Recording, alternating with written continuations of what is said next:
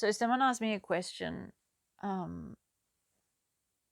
which was, how do I cope with this feeling of, in the simplest way I can put it, we're all going to die. We're going to die anyway, so what's the point? What's the point of all of it? What's the point of any of it? And she asked me how I cope. And my response was that I'm not really sure that I do. I'm not really sure that I do cope. And I guess I do, but for me it's very moment to moment. It's not day by day. It's definitely not week by week or month by month or year by year. It's moment to moment. Some moments I am way better than others. Some moments I wouldn't say I feel good, I feel productive. And these are moments where I have spent the morning washing or cleaning or gardening or doing something that gives me a sense of productivity and usefulness, I guess is a good word, where I feel useful in the world. That's actually a really good way to put it. And then there are days where I really struggle. I struggle to even wash the dishes. And I struggle to feed my kid. I struggle to feed myself. I struggle to not spend the day in bed. And usually, it's interesting, a lot of these days it can also be very weather dependent for me. So if it's raining, I find it really hard to be productive. I just kind of want to curl up and do nothing. If it's really stinking hot, I find it really hard to be productive, and I just want to curl up, sit down, and do nothing. And given that I live in a wet, hot climate, that's also cold. If it's cold, and I also struggle. And in winter, it's cold for about 2 months of the year, July and August. It's cold, so I don't really want to do anything. And then in summer, for about 3 months, it's hot, it's humid, it's sticky, it can be stifling. I don't want to do anything. So out of 12 months of the year, I've basically written off 7 of them just on the weather. Oh, and then you add the rain, because this is a hot, humid climate that comes with rain. And so let's add another 2 months of rain over the course of a year, which is what happened last year. So you add the rain. Now all of a sudden we're down to 9 months of a 12-month period. And yeah, I probably get maybe, if I'm lucky, 2 to 3 hours a day of productivity over a 3-month period, spanned over a 12-month period. And yeah, so I don't know if I do cope. But then I guess I cope enough that people around me have no idea that there's anything wrong. They have no idea. They are of the opinion that I am fine. They are of the opinion that I am a normal, well-balanced human being that just lives life like everybody else.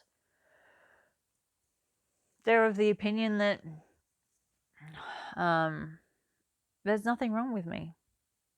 Because when you look at me, I look like a normal, well-balanced human being. I can even put on the persona of a normal, well-balanced human being for the very short period of time that I spend with people.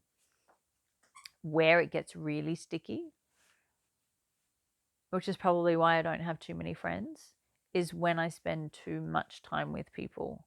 Then they start to really see me. They start to see the damaged parts of me.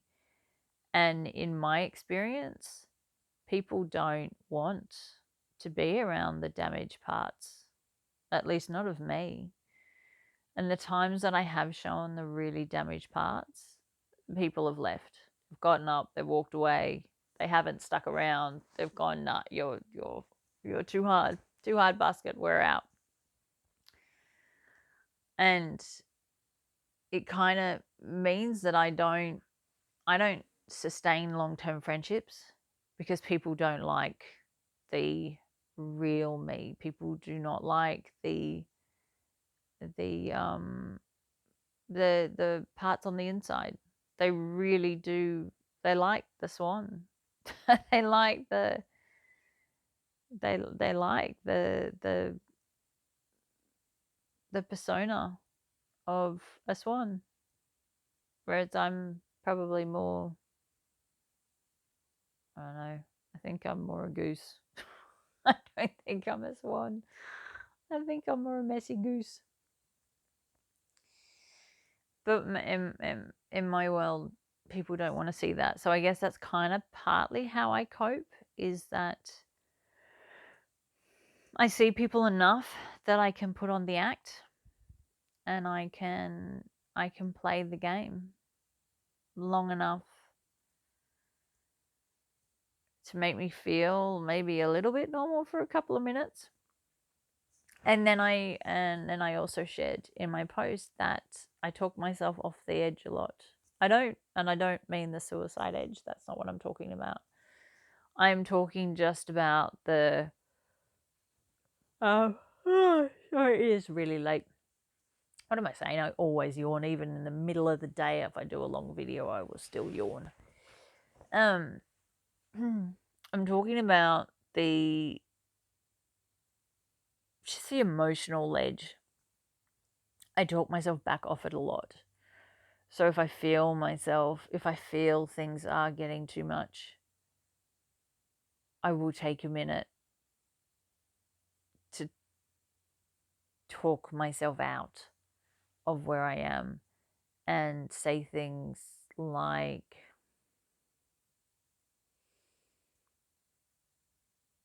I know you feel bad right now. I know you feel bad in this moment right now. And I can hear how bad you feel. I can feel how bad you feel. And sometimes I'll say things like, thank you for protecting me. Thank you for keeping me safe from this world. That is crazy. Thank you for protecting me from people around that could potentially hurt me. I just kind of continue along that path of just constantly talking myself away from the feeling, mostly by acknowledging the fact that I have this feeling, seeing it, being thankful for it, appreciating the fact that it's there, that it does probably serve a purpose, even though I don't know what that is, but it doesn't have to serve a purpose. It's kind of a lot of talking to myself, which helps calm things down. Distractions are good as well. Watching a movie, cleaning, gardening, just dealing with day-to-day life. If I look at the hours that I have to deal with day-to-day life and then compare that with the hours that I don't have to deal with day-to-day life, that I can actually sit and entertain these thoughts in my brain, I have a lot of hours where I have a lot to do. So that can sometimes help, just the constant movement, walking around constantly, especially if I'm outside gardening, that constant gardening movement. I find that really helps. Apart from that, at the moment, I'm not I haven't been using my tapping technique, which is crazy because I had someone that I know that I've loaned. I'll say loaned. I haven't given. I've loaned my technique to her, and she's using it every day. Uses it more than I do. That's another thing that I can do that I don't do, that I think I will possibly get back into again. But yeah, that's kind of really it. Well, I'm sure there's probably more, but I didn't want to go for too long on this video, so I didn't yawn all the time. But for me, it really is talking myself off the edge when I've gone too far. And I know I've gone too far because my brain is obsessing about something that has happened, or it's obsessing about something that could potentially happen. Like the other day, we were going into town and I'd left all the salt lamps on because I didn't want them to melt while we were out. And my brain, and its infinite, fantastic wisdom, decided to go down the path that salt lamp short-circuited and burnt the house down and killed all the animals. And then the next day, it was the fireman's pump were pumping water up to the tank. And the pump is quite a fair way away from the house. And my brain saw the fire pump just basically take out the whole bush. And burning it all down. And when things like that happen, I really have to talk myself off the edge. Say things like, I appreciate you're scared of that happening. It's not happening right now. The chances of it happening are really small. Thank you for wanting to protect me from the pain that could come from that happening. It's just this ongoing conversation in my brain. I think that's it. I think that's it on how do I cope with it all. Yeah, there's nothing else coming through and I should probably go to sleep. Well, thank you for watching. If you are still watching and you want to subscribe, please do. I'm sure I don't actually need to tell you how to subscribe. I'm sure you know how to subscribe already, and I'm sure that if you were interested in hearing more videos, you would subscribe without me actually saying subscribe. So I am going to hop off now and